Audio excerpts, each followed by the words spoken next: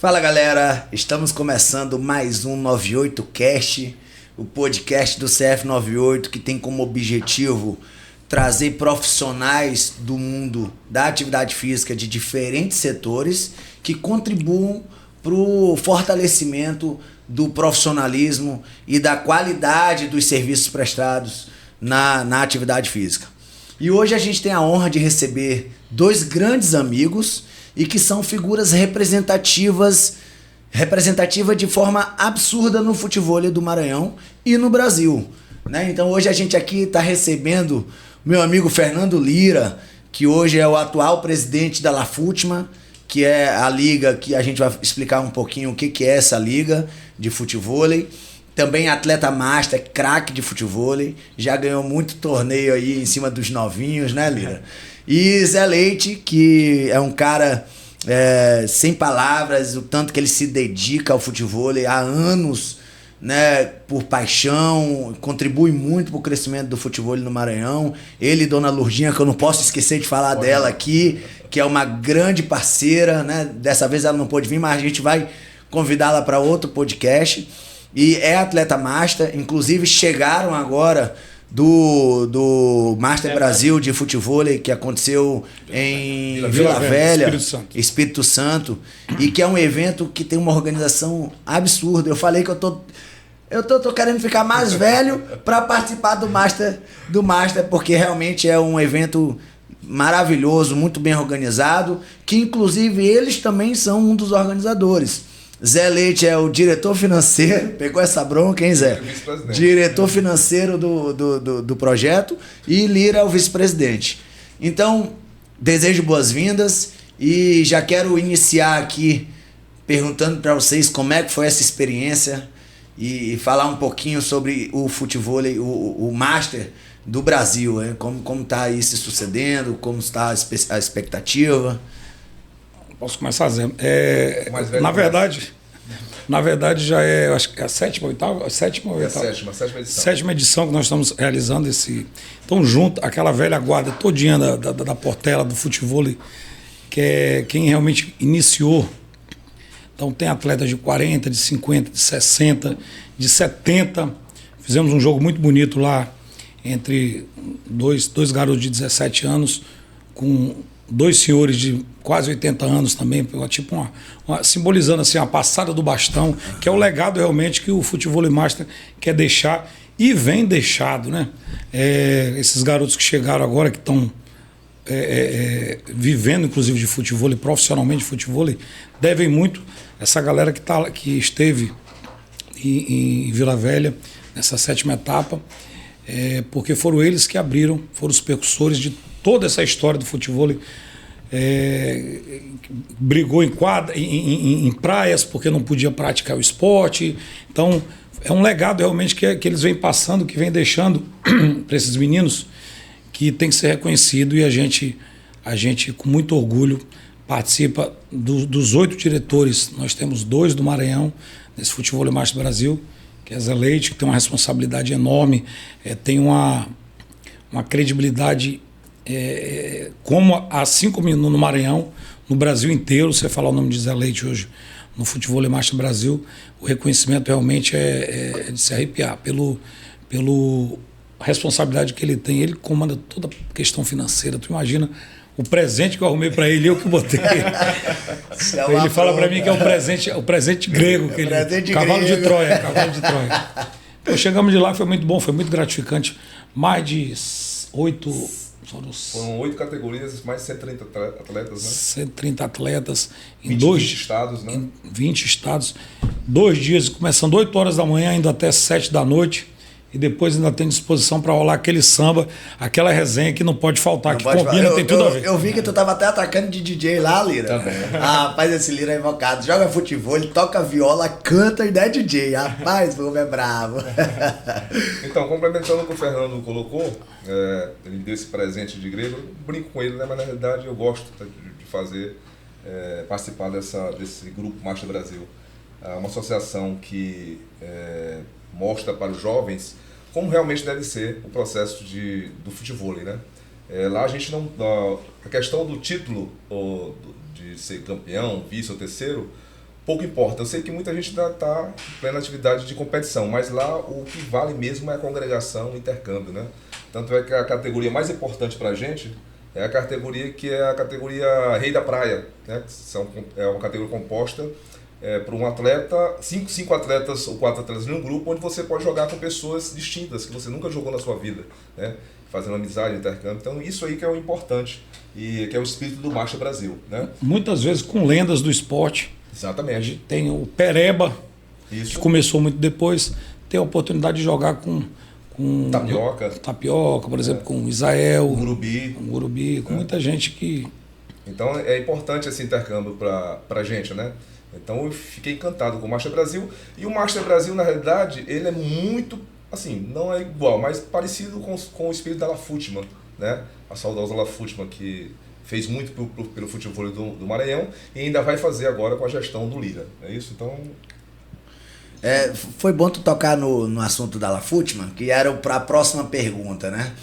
Zé, tu como um dos fundadores da La Futman, Lira também participou desse projeto, e até eu participei também, né?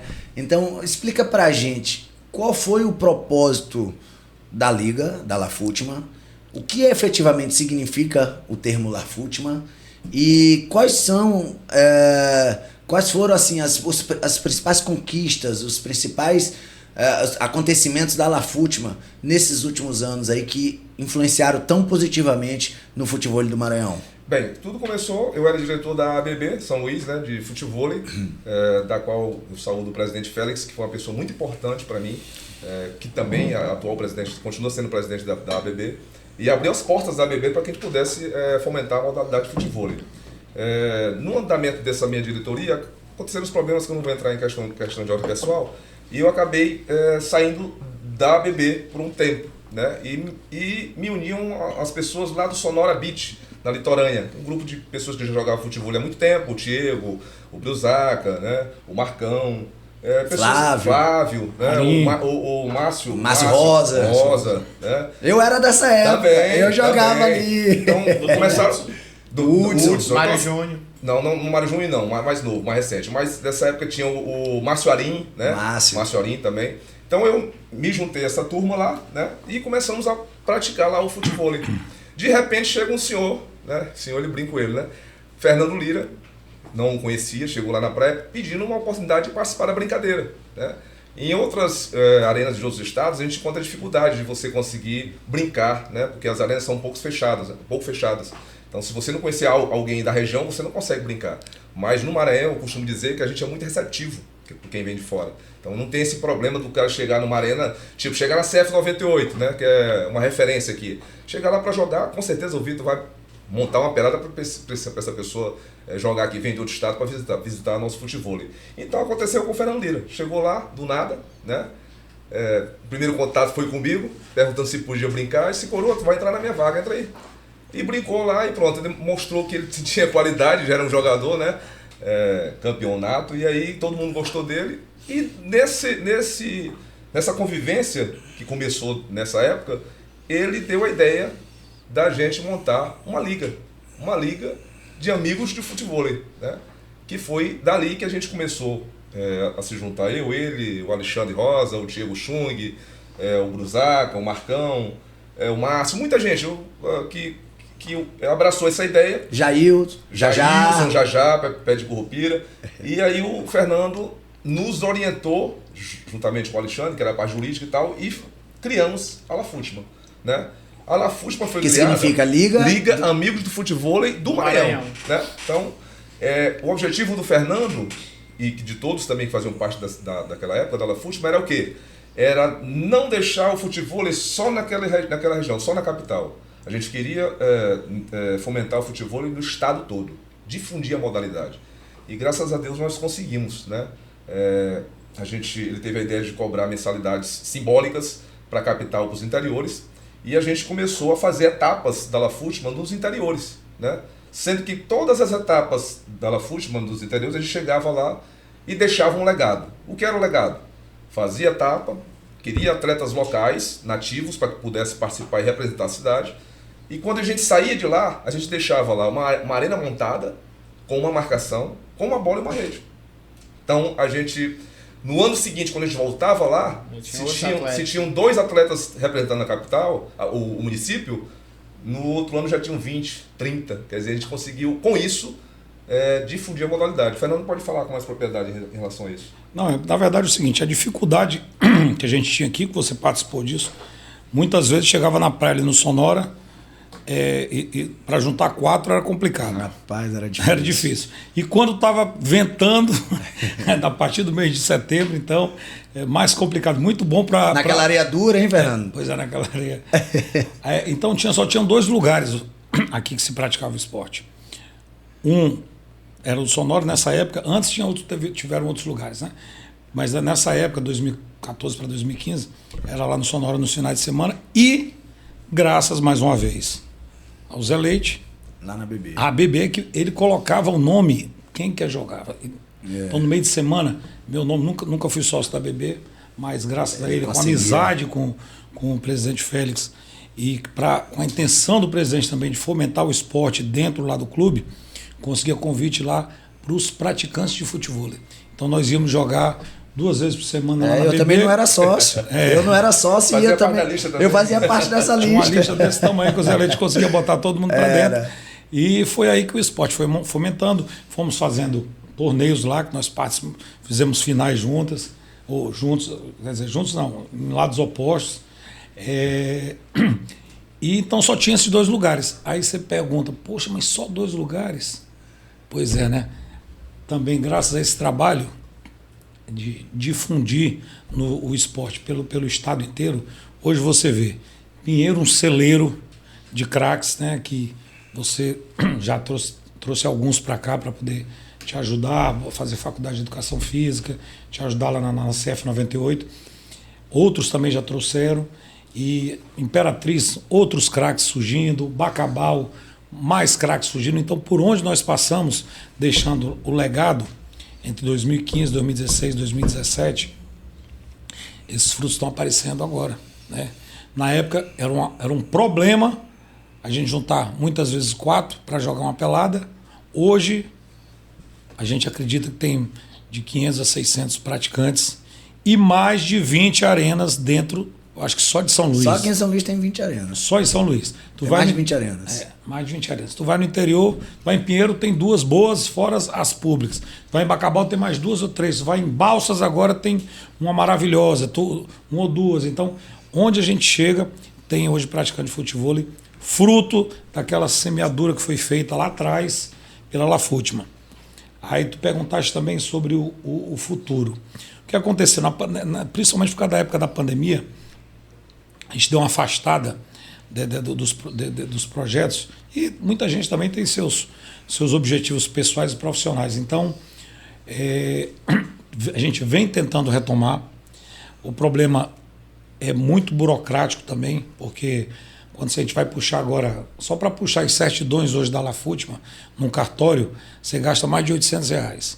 Aí você vai refazer a ata, vai publicar, vai fazer tudo, para você declarar imposto de renda de anos que não foram feitos, porque foi na época da pandemia que a gente deixou para lá. Tudo isso é um custo alto. Então, esse ano que a gente ainda pretende voltar, foi feito já esse levantamento inteiro.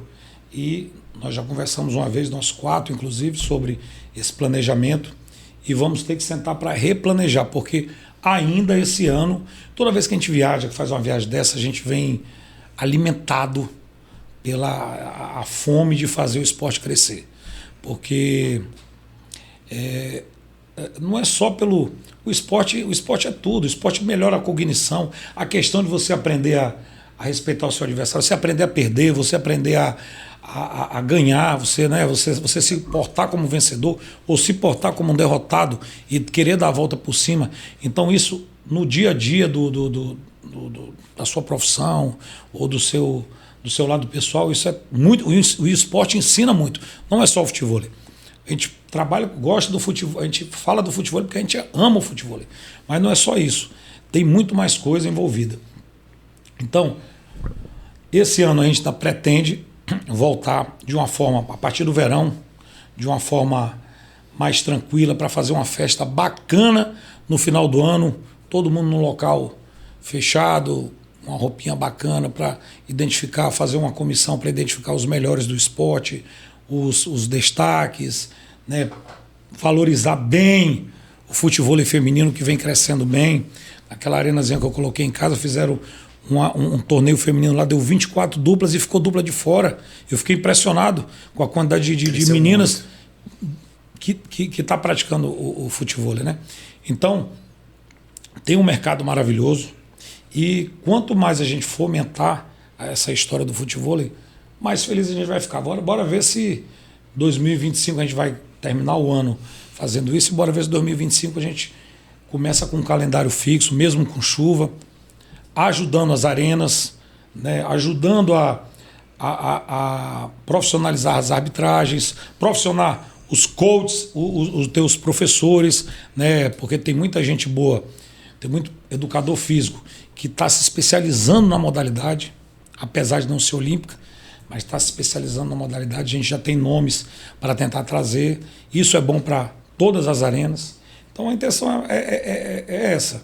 A gente não tem muito apoio da federação, então o que a gente pode contar é com essa liga. O ano que vem tem a eleição da federação, né? Não sei, vamos ver como é que vai ficar. E é importante frisar um ponto muito legal, que é todo esse trabalho que foi feito em torno da LaFutma foi totalmente sem fins lucrativos. Aliás, a gente tirava dinheiro do bolso para ajudar a disseminar esse esporte por única e exclusivamente amor, paixão, porque a gente ama o futevôlei. Aqui os 4 são praticantes de futevôlei. Os 4, eu e Marcílio, a gente trabalha diretamente com o futevôlei como uma das nossas modalidades. Zé e Fernando têm profissão em outro setor, mas dedicam um tempo absurdo ao futevôlei porque amam esse esporte e fazem isso pelo crescimento da modalidade. Então a LaFutma, ela teve efetivamente uma representatividade muito grande na disseminação, né, do futevôlei no Maranhão e sem nenhum apoio público, né, sempre por apoio privado.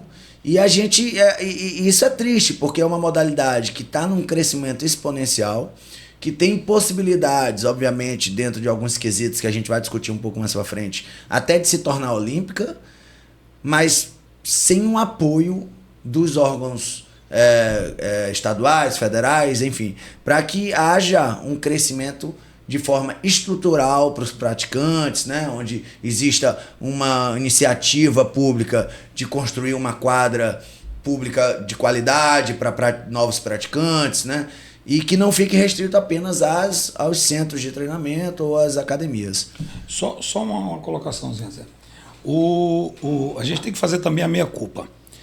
A história institucional, do apoio governamental, a meia-culpa que eu faço e que outros devem fazer, por exemplo, vocês, donos de arena, tirar o chapéu, tirar o dinheiro do bolso e foram lá investiram, claro, com intuito comercial, mercantil, mas a gente pensar em pedir alguma coisa para uma instituição, ou até mesmo para uma empresa, para um grupo privado, a gente tem que estar organizado. E é isso hoje que a gente está tentando buscar. Tem uma federação formada, mas a gente não vê a movimentação deles. Então, já que não tem, então bora fazer alguma coisa.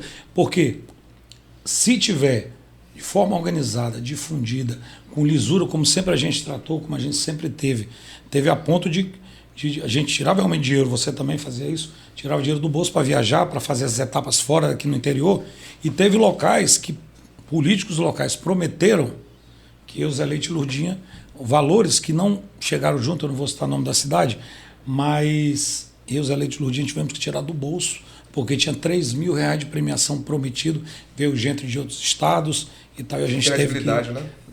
Porque vocês estavam organizando, a LaFutma estava organizando, o nome de vocês estava envolvido. Exatamente. Vocês não iam deixar o nome de vocês sujar, né, por uma falta de comprometimento de um político, né? Por isso a meia-culpa que nós temos que fazer. Se tiver nossa associação, nossa liga, já tem 8 anos de CNPJ, né? Vamos terminar de regularizar, ajeitar agora ela.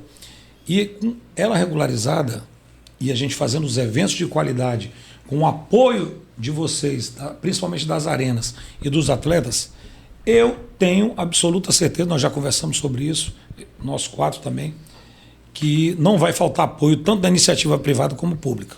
Né? O cara vê que é um evento sério, que é um segmento sério que está fazendo o que está fazendo pelo esporte, mostrando o que a gente tem feito pelo esporte, sem intenção comercial, né?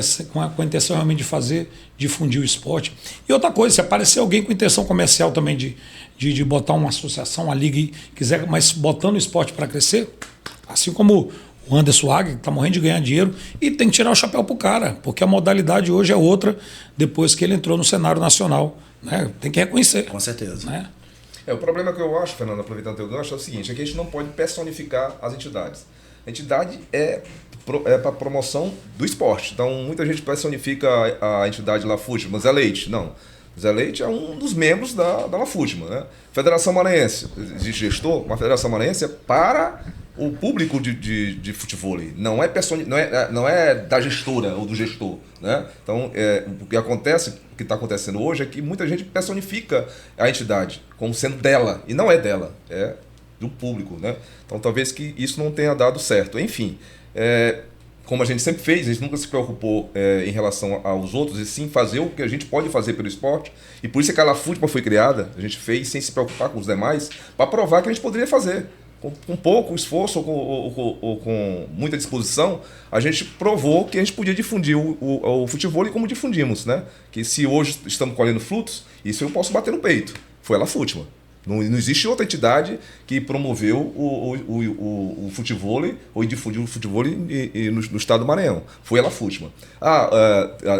Algumas pessoas têm o seu valor, têm o seu passado. Sim, como professor alguns têm, né? Alguns formaram atletas, tá? A gente tem que tirar o chapéu. Mas como entidade, só existe uma entidade que realmente difundiu essa modalidade no estado, é a Lafutma. Que efetivamente trabalhou pelo futebol. Foi a Lafutma. Exatamente. Então, aproveitando também esse gancho, eu não poderia deixar de citar que o futebol, na realidade, no Maranhão, ele teve origem na década de 90, né? Então começou bem antes da Lafutma, né? Então eu não posso deixar de citar essas pessoas que foram importantes para esse processo. Existia uma pelada de futebol, de areia, lá no Bar do Bena, né? Na praia ali do Araçagi, Praia do Meio, Olho d'Água. Então existia uma pelada aos domingos lá, que as pessoas, antes da pelada, faziam um tipo de um aquecimento, né? E aí, tipo uma altinha, não existia rede, não existia marcação nem nada, faziam na areia a marcação, né? E para ficar trocando bola um para o outro. Não era material oficial de futebol, era bola de futebol mesmo, normal. E com o tempo, eles foram padronizando, foram melhorando.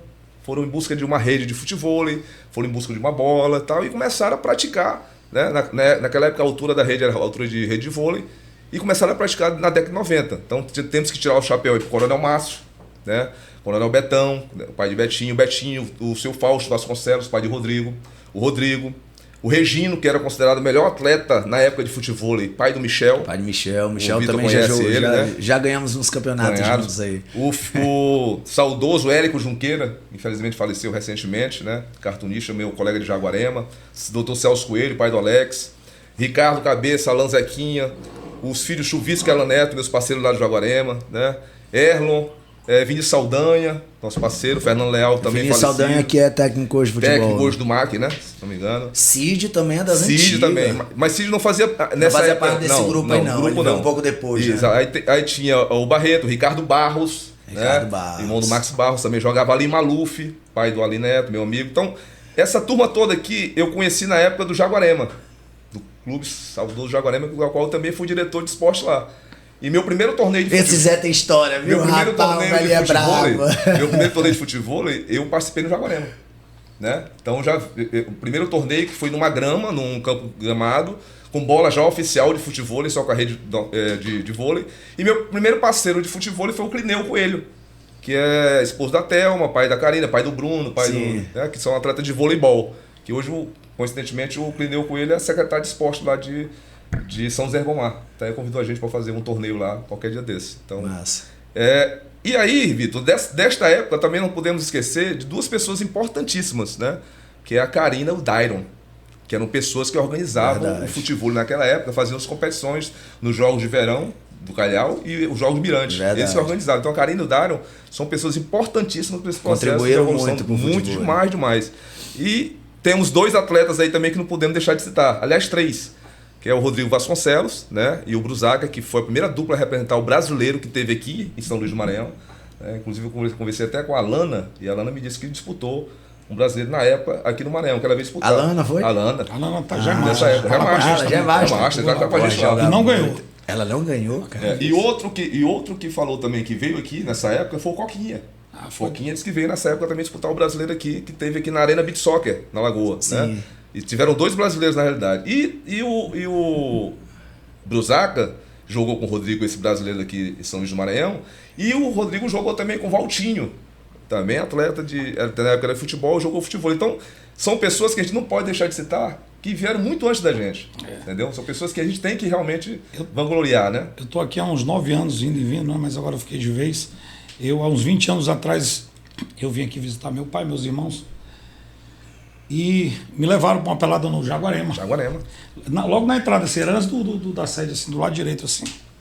Mas eu fui barrado. Quando olharam pro meu genótipo, eles esse gordinho não joga nada, né? Não deixaram eu jogar. Tá muito cheio. E qual que vocês...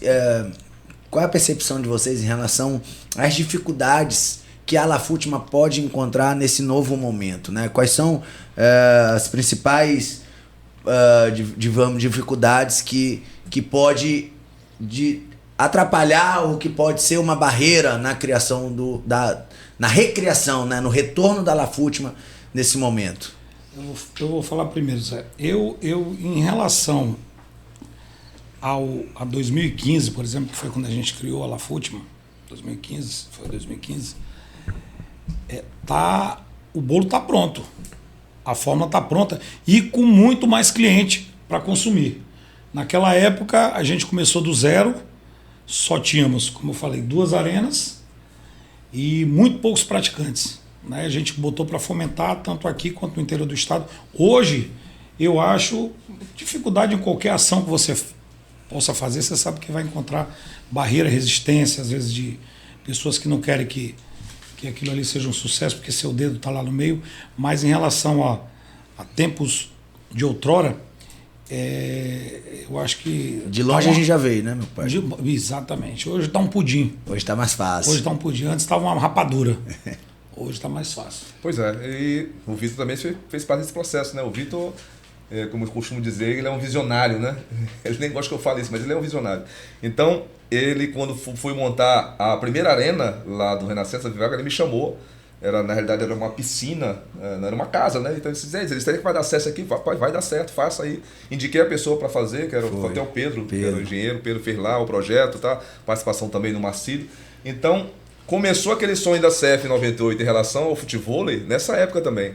Depois que vieram as quadras lá da CF 98 Coamo. Então o Vitor visionário por quê? Porque ele sempre pensou lá na frente em relação à evolução do esporte. Não só do futebol, em todos os demais.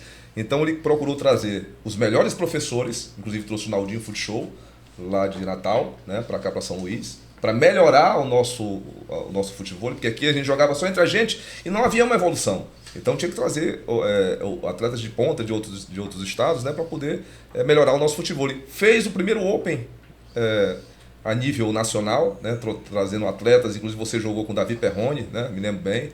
Trouxe o Gustavo Silva na época. Então, assim, a partir dessa visão do Vitor, a gente tem que tirar o chapéu, porque é ali que o futebol realmente começou a ter tipo assim, uma evolução que o Estado merecia, né?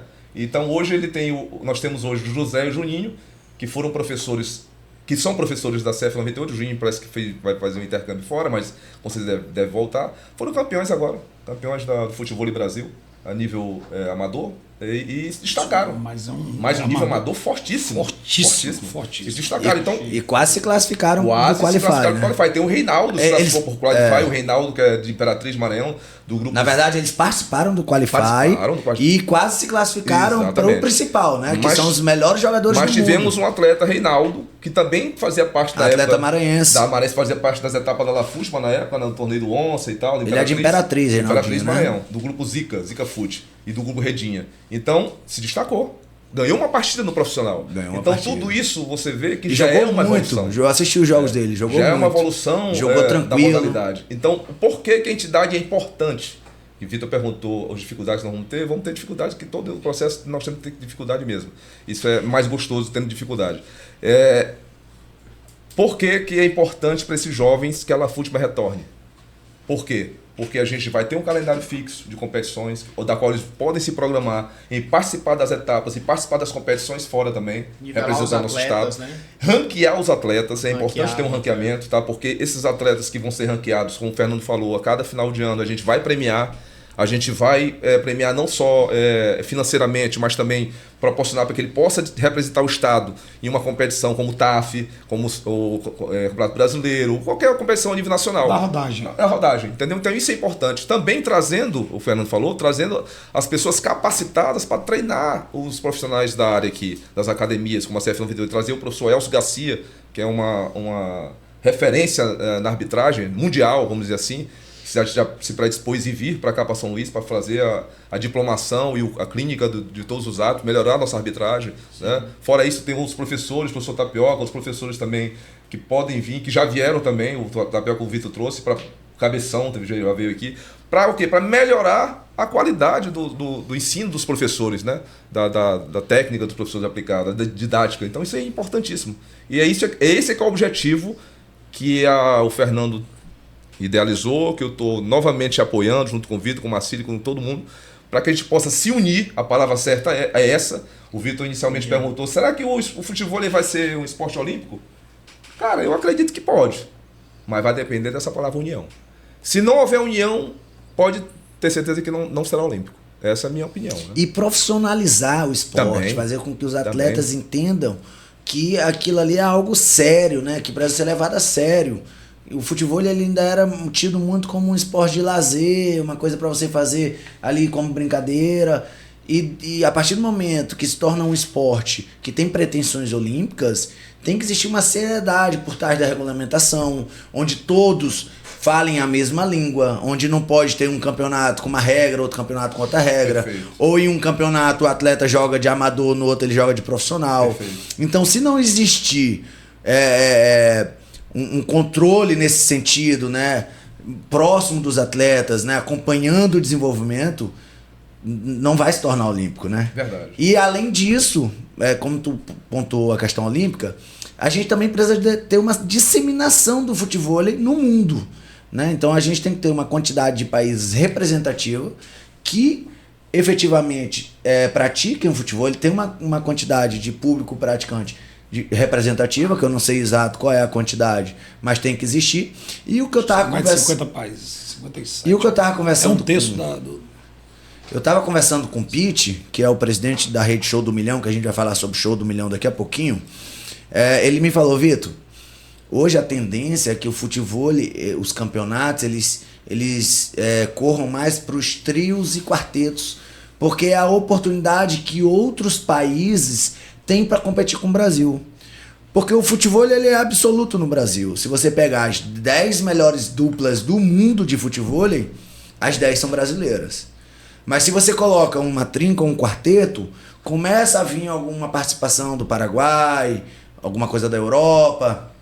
Então a gente precisa criar estratégias para que praticantes, que já é bem representativo, hoje na Europa a gente já tem muitos praticantes de futebol. Nos Estados Unidos, por exemplo, a gente tem um amigo que está lá, que é o Pedro, que está muito atento à movimentação do futebol nos Estados Unidos, também está disseminando absurdamente em vários estados, né? Tem no Sul, tem na Flórida, tem na Califórnia, tem em Carolina do Norte, enfim, todos esses estados americanos também estão praticando futebol, até no Canadá tem uma galera que está praticando futebol.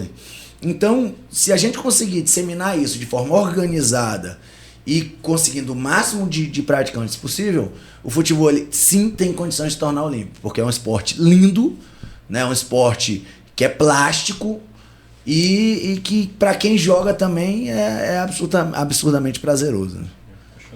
O que tu acha, Lira, a respeito do futebol se tornar olímpico? Existe? O que tu acha dessa possibilidade? Eu tenho que acreditar, eu acredito. O meu problema é que eu enxergo, por exemplo, dentro do Brasil, que é o país que mais se pratica futebol, não existe esse alinhamento que você citou aí, né? Ainda não existe esse alinhamento. Tem hoje grandes campeonatos que se jogam numa quadra de 8 por 8, 8 por 16. E tem outros que 9 por 18. O campeonato mundial, o World Cup é próprio, 16 por 8. Pois é, o próprio. Então, esse alinhamento, essa padronização, não só em regras, mas assim em agremiações, a questão da confederação. Então, é muita gente puxando para um lado para o outro. Ninguém consegue juntar todo mundo e puxar, união, né, e puxar para um rumo só. Eu não consigo ainda ver uma liderança nacional que diga assim, traga responsabilidade para si e faça isso. Até porque a gente está... a confederação está nas mãos da mesma pessoa há 30, sei lá quantos anos. Eu pratico futebol desde 1994. Então são 30 anos que está na mão da mesma pessoa. A confederação. A confederação, que é a Nicinha. Hoje ela não está na presidência, se eu não me engano, acho que ela não está na presidência, mas é alguém dela. É importante assim, que tenha renovação, novas ideias, né? Por exemplo, a gente está montando, recriando aí a La Futma, mas, cara, a gente tem nossos afazeres, a gente tem nossa história, a gente precisa se aposentar, né? Precisa viver mais, viajar mais. Esse intercâmbio é importante também nas nossas viagens, mas a gente precisa passar o bastão. Claro. Entendeu? Essa visão de personalizar, de personificar aquela entidade para si própria que não pode existir, isso está ultrapassado. Então, é essa dificuldade que eu vejo em dizer assim, quando o futevôlei vai ser um esporte olímpico? Cara, eu ainda não consegui ver. Vou dar um exemplo. Se o senador Romário hoje chegar e chamar, ele tem, no meio do futebol, ele é um cara que tem moral. Tem. Né? Tem respeito, tem responsabilidade. Se ele chamar CBFute, Federação, Confederação, Águia, o TAF, e mais uma meia dúzia aí que está fazendo tudo por conta e conseguir unir, ainda não consegui enxergar essa liderança. O nome hoje, bem ou mal, seria do senador, do Romário, para poder unir todo mundo e botar numa direção só. Mas eu não vejo também essa predisposição para dele fazer isso. Enquanto não surgir essa pessoa, eu acho complicado conseguir difundir. Se dentro do país de onde mais se pratica futevôlei, a gente não tem esse alinhamento, que sala fora. No nosso estado, eu posso dizer com propriedade que vivencio isso, né? Infelizmente, a nossa federação ela sempre foi, não digo nem falida, omissa, né? Omissa. Então, assim, e nós não somos contra a federação de forma nenhuma, até porque a gente vê agora do Master Brasil e com apoio total da Federação Capixaba. Bem organizada, nos deu todo apoio, arbitragem de primeira, né? Estava lá nos apoiando. Vários presidentes de federação. Vários presidentes de federação do Amapá estavam lá. Não, do Paraná também. Do Paraná também, todos com a gente. Vice-presidente da Confederação Brasileira. Também estava conosco lá. Então, assim, a gente não tem problema com a federação, a gente tem problema com o trabalho realizado. E que no nosso estado, a gente, há muito tempo, há anos que a gente não vê nada. Né? Eu mesmo nunca participei de um campeonato feito pela federação. Olha que eu jogo futebol há mais de 10 anos. Falar nada, né? Nunca participei de um campeonato de futebol. Olha que eu participo de campeonato de futebol pelo menos uns 2 por mês aí. 2 por mês. Então a gente, como costumo falar, a gente não tem que se preocupar com o trabalho dos outros. Tem que fazer o nosso e nós vamos reativar lá a FUTMA justamente para isso. Agora, se não tiver a união, realmente, Marcílio, vai ser difícil, como o Fernando está falando. A gente, no próprio Estado, a gente tem as competições do Estado, tem uma lista que a gente fez de A, B e C, que a gente utiliza essa lista aqui em São Luís, já em Pinheiro já utiliza outra, e em Balsas outra, e outro município outro não pode, tem que padronizar isso. Os atletas são os mesmos, tá? O que vão surgindo novos, a gente tem professores para avaliar o nível das pessoas. Então, o próprio professor da região ele pode avaliar se o atleta é A, B, C, então vai passando a informação para a gente. E a gente atualiza a lista. Atualizando a lista. Claro, então, se tiver uma padronização dessa relação, que é para ninguém jogar fora dessa categoria, e também importantíssimo o que o Vitor falou, se tiver uma padronização do regulamento das competições, cara, já vai ser um grande avanço. É por isso que a gente tem que fazer a meia-culpa. Isso. De não estando com isso pronto, não pode exigir muito, tipo assim, das entidades privadas, das empresas, das próprias entidades públicas, de querer apoiar um negócio que não está organizado. Se ficar esperando os outros fazerem, não vai acontecer. A gente vai ter que fazer. Então a gente tem que tomar a frente, junto com a Lafute, mas junto com a entidade que já tem um nome, já tem respaldo, já tem respeito, e a gente alinhar, ajustar questões de categoria, de regra. Olha, os eventos da Lafute, essa aqui é a linha, esse aqui é a regra, o regulamento. A federação quer fazer um evento, a gente não usa aqui, ó, vamos aplaudir. Nosso parâmetro está aqui. Se vocês quiserem seguir a nossa classificação, a referência, os outros seguem. Então, por exemplo, o TAF. O TAF é uma referência. Se no TAF, por exemplo, você limita a quantidade de Sharks, um exemplo, a tendência é que em outros campeonatos vai seguir aquele mesmo exemplo. Não que eu seja a favor disso, tá? Só um exemplo. A gente vai seguir, porque quem está em referência, quem está à frente, segue como exemplo, né? Que está realizando. E a nossa briga maior nessas competições, eu sei que a CF 98 é rígida, porque o Vitor sempre está comigo, o Marcílio, o Fernando também, a gente sempre está com a mesma ideia, e a gente não deixa realmente isso fugir. Raramente foge um atleta jogando em categoria que não lhe cabe. Mas tem outras agremiações, outras associações, que elas, de certa forma, vão passar a cabeça na mão do atleta. Não, eu acho que dá para fazer um mistozinho, botar um A para jogar com B aqui na categoria B. Não, pô, cada um tem a sua categoria. Se a gente não fizer isso, não for rígido em relação a isso, sabe? O cara não vai deixar de jogar. Eu tenho certeza que quem gosta de futebol não vai deixar de jogar. Se proibido de jogar numa categoria que não é dele, ele vai ter que jogar na dele, senão ele não participa. Então a gente tem que ser rígido nesse aspecto, senão a gente não vai avançar. E dentro desse planejamento, Zé, existe algo fundamental, que é o cronograma de eventos pré-estabelecidos, de forma, né, previamente, onde os atletas já saibam as datas dos eventos, né? Isso a Lafute, mas a gente já está organizando para que existam as datas do circuito Lafute de futebol, onde a gente vai fazer etapas aqui em São Luís, etapas no interior. Como foi em 2016, como foi em 2017. E que aquilo se torne um ranking, né? Onde a pessoa só consiga, no final do ano, ela tem uma premiação, como o Fernando falou, onde a gente consiga cadastrar esses alunos esses atletas dentro da sua categoria de forma justa, a partir de uma comissão. Não é uma única pessoa que determina isso, é uma comissão de pessoas que trabalham com futebol e que conhecem os atletas da sua região, né? Então, isso vai fazer a diferença para que a gente tenha torneios organizados previamente, com regulamento, com regras, com categorias adequadas. Como é que tá, Lira, esse planejamento dos torneios para a Lafute? Como que tá o planejamento da Lafute em relação a quantos torneios por ano, quantos na capital, quantos no interior? Pois é, a princípio, o que a gente pensou no início do ano? Nós achamos que seria mais fácil. Seria mais fácil, a questão burocrática não seria tão complicada.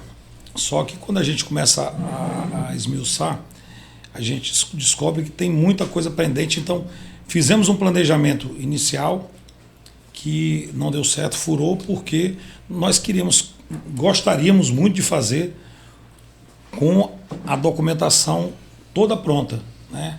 Toda ok, toda para poder a gente fazer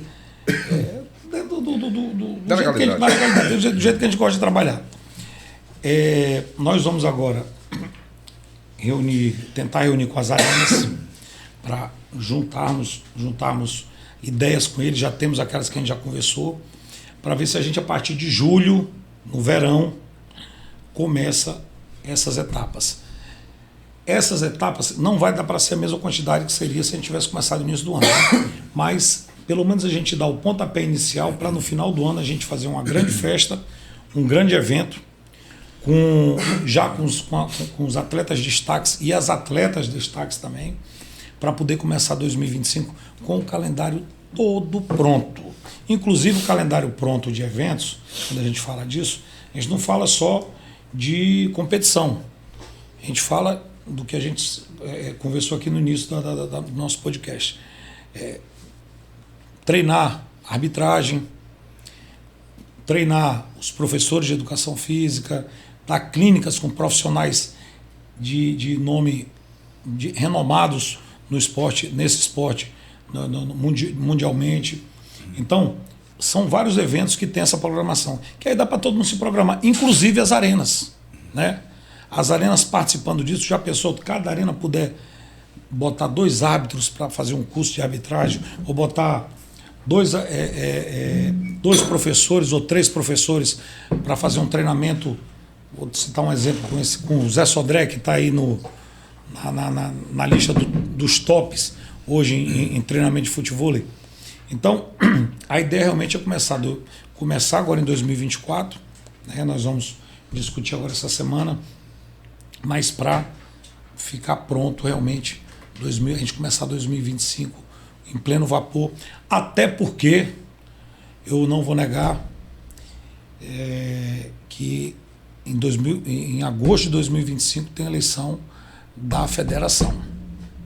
E se a gente não for participar, a gente que eu falo, o grupo, eu gostaria muito da gente indicar um parceiro, ou então chegar junto com a nova diretoria, para por que não caminhar juntos, pô? Tem que caminhar juntos, tem que pensar a ideia que eu falei, tem que todo mundo ter o mesmo norte. Se um for puxar para cá, outro puxar para lá, não vai adiantar de nada, né? E a gente com a atual gestão, a gente não consegue esse alinhamento. E ninguém tem vaidades aqui de querer assumir também a federação.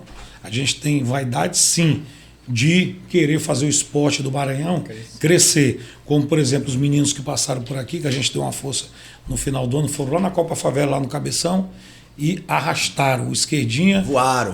Eu estava lá. Esquerdinha e Gleicinho, você estava lá. E o Cabeção liga pra gente aqui, cara, que moleque absurdo.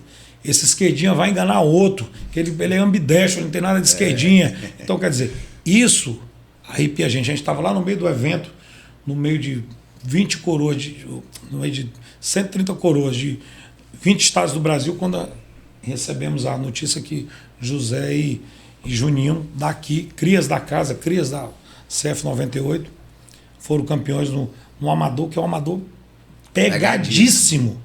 Nível nacional, moleque de todo Amador, que tem moleque lá que se pegar um cara, um profissional... Se vacilar, ganha. Se vacilar, ganha. Às vezes não ganha por falta de rodagem. E é o que a gente pensa também, botar essa molecada para rodar. Então, cara, essa é a nossa vaidade. Essa é a nossa... Como o Zé Leite no início da entrevista bateu no peito. Esse legado aí de ter essa quantidade de atleta e quantidade de destaque, hoje... É fruto de um trabalho que foi plantado. Coletivo. Que foi plantado há 15 anos, 10 anos atrás. 10 anos atrás. E muito bem plantado, tanto que hoje a gente está colhendo os frutos. E não demora, cara. Quando o trabalho é bem feito, é rápido. E olha que tem o quê? 4 anos que a Lafutman não opera? Mais ou menos isso. Mais ou menos 4 anos que a Lafutman não opera. 6 anos de trabalho e a gente já tem um resultado absurdo 10 anos depois. Com atletas aí chegando em Qualify e classificando para o principal. Como o Reinaldinho, que é um atleta maranhense e classificou entre os melhores do mundo. E vamos combinar, na região norte e nordeste, colocou esses moleques para jogar, eles toda hora estão beliscando pódio. Se não é campeão, é vice, é terceiro. Não podemos deixar também de citar, Vitor, a importância do pitch também, né? O pitch show do milhão, quando veio para cá para São Luís, que também, através das suas redes sociais e através da bandeira show do milhão, conseguiu botar o nosso futebol maranhense também lá para cima, né? Então a gente tem que até saudar o pitch, mandar um abraço para ele, meu irmão, o irmão que o futebol nos deu. E também temos que vangloriar a Vanessa, né? A Vanessa, a Clícia, a Lara, a Lurdinha, né? Eu acho que só, mas tem algumas outras que eu devo estar esquecendo, que são... Carregam a bandeira do feminino. Quer dizer, eles criaram uma liga feminina, né, junto com o governo da Arena Major, e também participam da CF98. Tem também a Lurdinha, que se destaca muito, foi em terceiro lugar agora no Brasileiro Master. A Lurdinha é multicampeã. Dividiu o pódio com a Lana, a campeã mundial. Campeã mundial várias vezes. 10 vezes campeão mundial. Várias vezes então, campeão assim, mundial. Tudo isso também partiu da Lafutman, porque o primeiro torneio misto que nós fizemos aqui foi na Lafutman. Fizemos lá em Pinheiro, na BB de Pinheiro, e depois fizemos um torneio misto também lá em Bacabal. Começou dali. Até o Dr. Hudson foi até campeão com a Lurdinha na época de Bacabal. Então, assim... O Dr. Hudson ainda jogava. Ainda era craque. Ainda tinha cabelo. Eu não tenho peruca. Não, peruca não, eu tenho implante. Então, o que acontece? Tudo veio dali, né? Todo. Não só o futebol feminino, como também o futebol masculino. Né? Lira, tu tocou num assunto muito importante, que é em relação ao treinamento dos profissionais que trabalham com futebol. Você falou sobre a arbitragem, que é fundamental que exista um padrão de arbitragem, e para isso tem que existir treinamento, né? Então, eu vejo muita galera aí que faz sem padronização, simplesmente vai, mete a cara, não quer estudar, não quer aprender, não quer saber o regulamento efetivo como funciona e acaba errando e realizando erros que podem interferir diretamente na decisão de uma partida, por exemplo. Então isso é um fator fundamental para que a gente consiga essa regulamentação mais expressiva do futebol. E outro fator também é a questão dos próprios profissionais que dão aula de futebol, né? Muitas das vezes, pelo futebol ser um esporte que a gente não tem tantos profissionais de educação física que trabalham com futebol, a gente tem que fazer uma peneira dos potenciais professores que já jogam a modalidade, que já têm uma habilidade técnica, e aí sim incorporar esses praticantes na faculdade de educação física, onde eles vão entender os princípios do treinamento, onde eles vão ter uma fundamentação também teórica e não só prática, para que eles executem uma aula de forma planejada corretamente, onde ele vai saber fazer exercícios onde não machuque o aluno, onde ele consiga tirar a máxima performance daquele aluno. Mas para isso, esses profissionais precisam passar por treinamento, precisam estudar, precisam ter aperfeiçoamento técnico. Então isso é uma coisa assim que a gente tem muito orgulho, porque a gente investe muito no treinamento dos nossos profissionais, né? Você citou aí o caso do José, Juninho, né? Tem o Naldinho, o Bruninho, o Pedrinho. Esse ano. Então, Naldinho foi um grande atleta de futebol, teve uma representatividade, chegou a disputar a liga aí entre os melhores do Brasil, né? E depois ele meio que se afastou do futebol de forma profissional. E aí a gente fez, depois dele ter vindo aqui algumas vezes da clínica, né? Vindo pela Lafutman, apareceu a oportunidade dele querer estudar, dele fazer uma faculdade. E aí tá terminando a graduação dele, se forma em breve, ou seja, uma oportunidade pro cara trabalhar de forma regulamentada, né? Com conhecimento técnico por trás, dando embasamento para as suas práticas, para as aulas práticas, e isso é fundamental. Então, o possível professor de futebol, ele tem que estar atento ao estudo, ele tem que estar atento a uma graduação, a uma especialização, nunca parar de estudar. Isso é fundamental, porque se parar de estudar, você tende a ficar estagnado. Então essa eu acho que é um grande diferencial também. A gente conseguiu incorporar os meninos que já praticavam nos estudos, né? Na parte mais acadêmica. É isso mesmo. Tu teve alguma colocação que tu fizeste aí nessa pontuação que a gente tem aqui? Desculpa, não esqueci de ligar o celular. Então, que tu fizeste em relação o que dizer, o que orientar para esses garotos que estão começando agora, que estão vindo, o que eles esperarem do esporte. Cara, a primeira coisa, o esporte ele é muito... O primeiro conselho que eu dou é o seguinte: estuda. Estuda, porque se nada der certo, você tem um estudo lá, né? E o esporte tem muito a ver é um somatório de situações. É sorte, é estar no lugar certo, é dedicação, é ter uma alimentação bacana, é ter profissionais acerca dele que o orientem de forma bacana, que ele tá no lugar certo, na hora certa, participar de um torneio, ter um psicológico bom. Então você tem que somar muitas coisas para ele virar um atleta de alta performance, de ponta, uma né? equipe multidisciplinar em torno, que eu vejo o futebol ainda por exemplo, atletas de alto nível do futebol, eles não, alguns deles, né, obviamente não são todos, mas alguns não estão preocupados, por exemplo, quanto à nutrição. Como se alimentar, qual é a melhor dieta, qual é o melhor... Por exemplo, o Tavinho. O Tavinho é um exemplo no futebol brasileiro, mundial. Depois que ele alinhou a alimentação dele, ele sempre foi um atleta, sempre treinou muito bem, mas depois que ele alinhou a alimentação dele, depois que ele fez uma dieta representativa específica com a individualidade biológica dele, ele conseguiu atingir o ápice do futebol. Por isso que ele hoje é o melhor atleta do mundo, né? Porque ele está assessorado por uma equipe multidisciplinar. Ele tem um preparador físico, ele tem o professor... Que também eu acho que é um dos melhores que tem. Que também é um grande profissional, que é o Zé Sodré. Ele tem um professor técnico, ele tem o nutricionista, ele tem um médico, ele tem um psicólogo. Então, quanto mais... Equipe multidisciplinar. Quanto mais profissionais qualificados dando suporte para que ele consiga desenvolver, melhor. E em paralelo, fundamental, é a questão do estudo, né? Porque a vida do atleta, ela tem um período. Então, pô, aquele atleta que fala para mim assim, cara, eu vou parar de estudar porque eu quero só treinar. Vai, cara, não faz isso nunca na tua vida. Tu nunca pode parar de estudar, porque se a partir do momento que tu tem uma lesão, pô, não pode mais jogar, tu vai viver de quê? Se tu não tiver um embasamento de alguma outra alternativa, até mesmo tu como profissional, se tu não tiver um embasamento de estudo, tu não vai saber gerenciar teu dinheiro, não vai saber investir teu dinheiro, não vai saber nada. Tu não consegue nem gerenciar a tua vida se não tiver estudo, né? É exatamente isso, exatamente isso. E além do que, ainda tem que ter sorte, tá? Verdade. É que nem jogador de futebol, tem muito moleque top de linha aí, mas não teve sorte, né? Então é um somatório de coisas. E hoje, equipe multidisciplinar é fundamental. O cara tem uma alimentação bacana, não beber, não tá em farra. Além de tudo isso, ainda tem outros fatores. Com relação ao estudo, eu tenho convencido os atletas jovens, né? Uma experiência de vida que a gente já tem, que o conhecimento não é para academia, não é para outra pessoa, o conhecimento é para ele.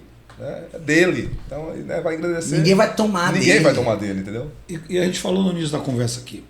É até uma questão de... Tu, mais do que ninguém, pode falar sobre isso. É questão... Melhora até a questão cognitiva. Em sala de aula, o moleque que treina, que gasta energia, que libera dopamina, libera aqueles hormônios lá que... Você sabe o nome aí que eu não sei, mas você sabe que o desenvolvimento dele na sala de aula é melhor. Com certeza. Né? E na vida, e na profissão, você aprender a respeitar o seu adversário, aprender a ganhar, aprender a perder, ter o respeito pelo aquele outro profissional que está na sua frente. No caso, nós somos corretores de imóveis, você aprender a respeitar seu parceiro. O esporte imita a vida, né, Fernando? Ou o contrário, eu não sei, eu acho que é meio confuso. Ou a vida imita o esporte. Eu não sei. Eu acho que até mais a vida que imita o esporte, porque aquela criança que participou a vida inteira, que sempre praticou esporte, que tem uma relação interpessoal com seus colegas, que sabe ganhar, que sabe perder, que sabe dar a volta por cima. Resiliência, né? Perdeu, mas eu vou voltar melhor. Isso aí é um trabalho,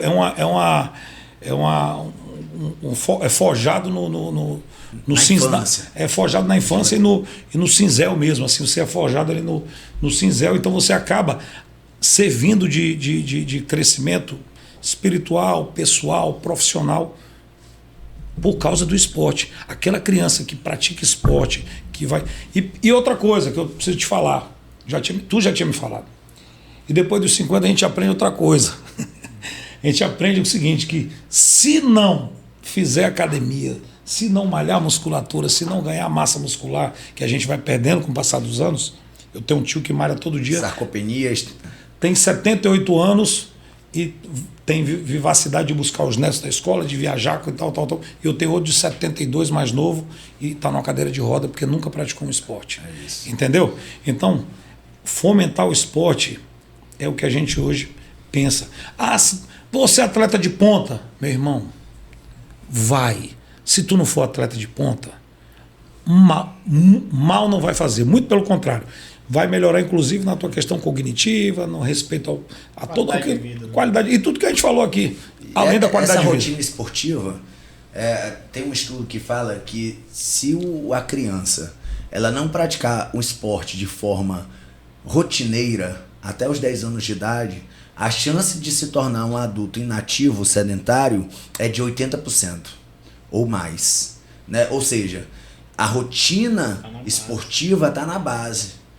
Você tem que ter uma rotina esportiva desde criança, né? Aprender a lidar com a derrota, respeitar o adversário, tudo isso que tu falou, Lira, né? Dar a volta por cima para não se tornar um adulto frustrado, onde acontece um primeiro problema, não sabe resolver e fica no fundo do poço, cai em depressão, entra em ansiedade e não sabe lidar com os fracassos que acontecem na vida, que vão acontecer sempre, né? E o esporte, ele tem essa facilidade, porque você na infância você aprende a entender a derrota, né? Você chora, fica puto, às vezes xinga o colega, briga, quer brigar, mas isso é na infância, né? Quando você é adulto, você está mais amadurecido nesse sentido. Eu posso dizer com propriedade, estou falando por mim, né? Que eu posso dizer que o esporte me preparou para a vida.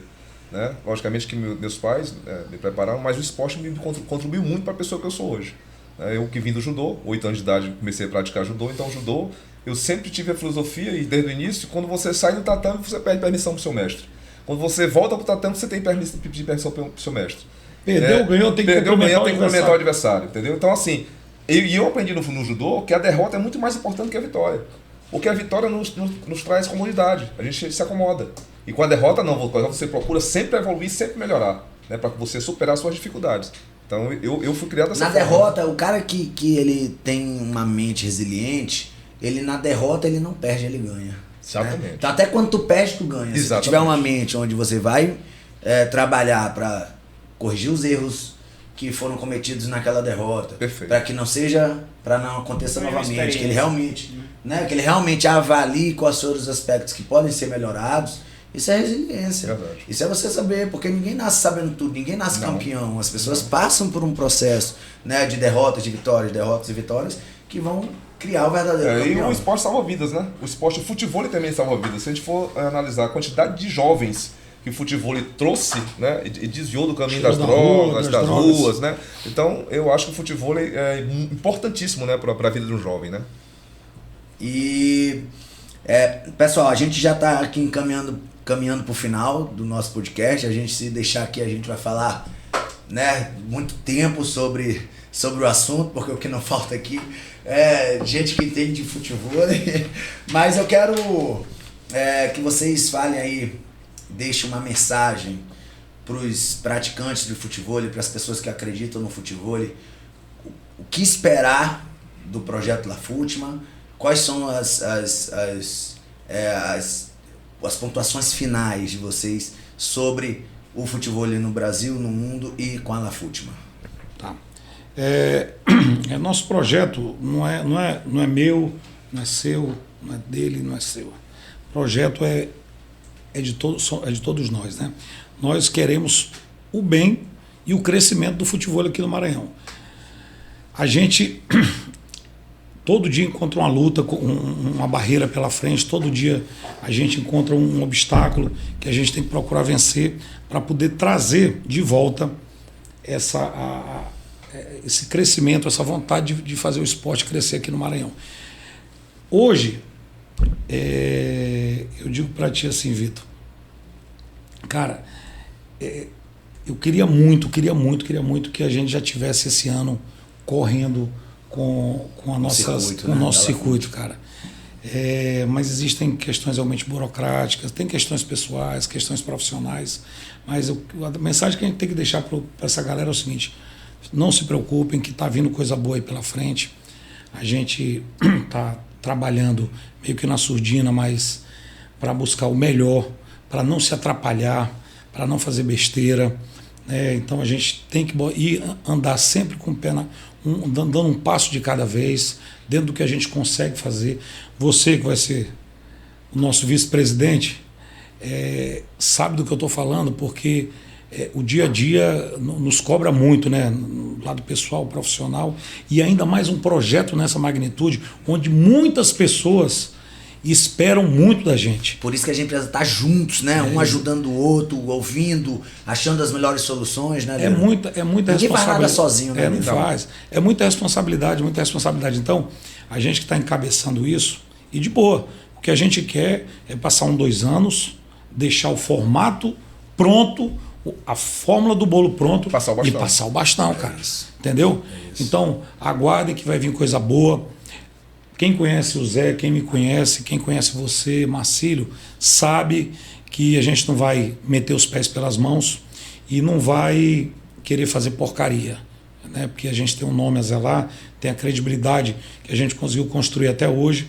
Então, paciência um pouquinho, que esse segundo semestre a gente vem com força bacana, com força total, com o apoio das arenas principalmente, com o apoio dos atletas, para poder fazer isso acontecer. Vai ficar todo mundo encantado, porque tudo depende de organização, cara.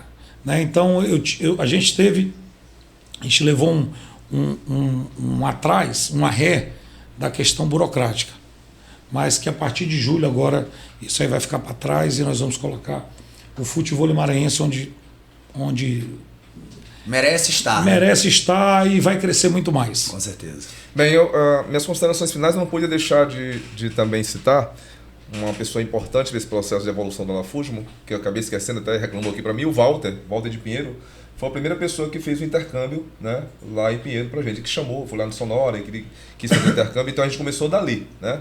Então não posso deixar de mencionar e o Walter. depois levou lá para José Sarney. José Sarney, né? Também o Eurico da Mirante também foi uma pessoa que levou para Morros, também uma das primeiras etapas ele levou para lá, pagando hotel de atleta, ninguém pagou nada, alimentação, quer dizer, fez uma etapa para a gente poder mostrar o futebol na cidade de Morros. Então também é importante nesse processo. Nossa. E uma pessoa, aliás, 3 pessoas que eu não posso deixar de citar. Hélio Munhoz, Valério e Mamá. Né? Tem outros também, mas eu posso citar esses 3. São pessoas que eram de outro estado do Piauí, Teresina, para entrar na Lafusmo, na época, eu sempre brinco com eles mentiram dizendo que era de Timon, Maranhão, para poder entrar, porque só aceitava atleta maranhense. Né? Eles pegaram um comprovante de residência de Timon para poder participar do nosso processo e foram muito importantes e agregaram bastante para o crescimento da Lafusmo. O Hélio Munhoz trouxe muitos profissionais para fazer intercâmbio com a gente, o Cinho, né? Trouxe o Guigui, né? Então, assim, o Munhoz, nesse processo, eu tenho que realmente tirar o chapéu para ele. Faz tempo que eu não mantenho contato. O Valério sempre estou em contato com ele nas etapas aí, o Amato sempre está viajando com a gente. Então, eu queria deixar registrado esses nomes que são importantes. E dizer que eu falei para Fernando que eu estava até pensando realmente em me aposentar de fato, de vez, não só da profissão, mas também da questão do futebol, que eu acho que eu já fiz minha pequena parte de contribuição ao longo desses anos, mas eu acho que ainda posso fazer um pouco mais, juntamente com vocês, porque torna a frisar, ninguém faz nada sozinho. Todo mundo leva a bandeira, não, Zé Leite, não, Zé Leite não, é Zé Leite juntamente com várias pessoas. Tu nunca vai se aposentar, não queria te contar isso não, mas nunca vamos deixar. Nunca vamos deixar. Então, tu vai no máximo ser um conselheiro, exatamente. Uma coisa assim. A gente vai estar junto desse processo, a gente vai estar com o pé no chão, como o Fernando falou, para a gente não dar o passo maior do que a perna. Vamos voltar com aquela mesma organização, ou até melhor do que a gente tinha na Lafusmo, tá? E é isso, eu tô com vocês até o fim do mundo. Meus amigos, só tenho a agradecer por esse papo aqui. A gente poderia levar algumas horas conversando sobre futebol, né? Tem vários assuntos que a gente pode abordar, mas não vão faltar oportunidades. A gente vai ter outras possibilidades aí de discutir mais sobre futebol e com certeza vai ser uma satisfação receber vocês aqui de novo. Muito obrigado pela participação, por contribuir um pouco com o tempo de vocês. E quem agradece é o futebol maranhense especial. Valeu a esses 2 dinossauros do futebol maranhense. Valeu. Valeu.